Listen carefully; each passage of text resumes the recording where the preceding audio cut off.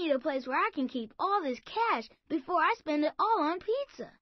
Yeah, that's always a drag when you want to buy a new game or something, and then you look in your pocket and see that the money you wanted fell out or got spent on candy or something, and it's like you didn't even notice you were spending it, and poof, your money's all gone. Yeah, that's so true. My thing is, what do you ask for when you go into a bank? It seems like there's a lot going on inside of banks, and I feel lost. That's a great point. I felt that way too. It's probably a good idea to start out with the basics because there are probably only a couple kinds of accounts that we'll be interested in at this point. They're called checking accounts and savings accounts. Yo, checking accounts. Yeah, I know. That's the one you get a credit card with, and you can use it whenever you buy something or to get money out of the ATM, or just whenever you want. Those are cool. I'm going to get one of those. Well, it looks like a credit card, but it's actually an ATM debit card. That's different from a credit card. And the most important thing to know about an ATM debit card is that every time you use it, money comes straight out of your account, and you have to watch what you spend very carefully. We'll talk more about both credit cards and ATM debit cards later.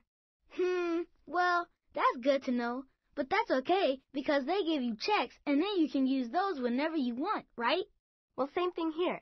Checks actually represent the money you have in your account. They're special pieces of paper that you use to pay bills or buy things at stores if you don't have enough cash on you. My mom says it's a safer way to send money in the mail because if you send cash and the envelope gets lost or stolen, it can't be replaced. If you send a check and it gets lost in the mail, you can just cancel the check and write another.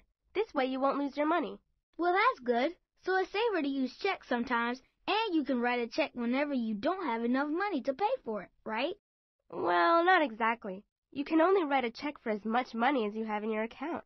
It's safer because people can't use your checks without you signing them first. However, you need to know what your account balance is because it's illegal for you to write, sign, and give a check for something when you didn't have enough money in your account. The bank also charges you a big fee if you write a check for more dollars than you have in your account. But we'll talk more about that later. So let's look at my mom's check so we can get a better idea of what we're talking about. She gave me one so that I can pay my pool dues for my summer swim team. And then I enter in the check information into her check register or checkbook.